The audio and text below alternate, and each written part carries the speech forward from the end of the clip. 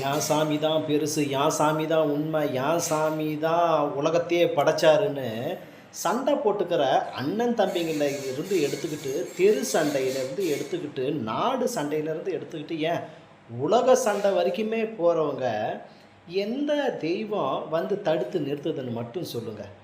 இத போட்டுக்காதீங்கடா, நான் தான்டா உண்மையான தெய்வம், நான் தான் உங்க எல்லாத்தையும் படைச்சவன்னு எந்தாவது இந்த உலகப்போர் 1 ஆகட்டும், உலகப்போர் 2 ஆகட்டும், ஏன் இப்ப நடக்கிற சர்ச்சை போர்கள்ல கூட எந்த தெய்வம் வந்து முன்ன நின்னு சொன்னுச்சு? தெய்வம் தெய்வன்ட்டு மிருக குணம் கொண்ட மனிதனே நீ திருந்த ஆசைப்படு. எந்த தெய்வமும் வந்து நிக்க போறதில்ல, நமக்கு சமாதானமும் படுத்த போறதில்ல.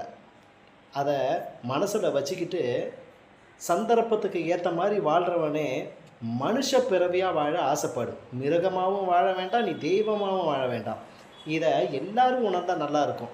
அத விட்டுட்டு, "என் தெய்வம் தான் பெருசு, என் தெய்வம் தான் உண்மைன்ட்டு" உன் தெய்வம் உனக்கு மட்டும் இருந்தா போதும்.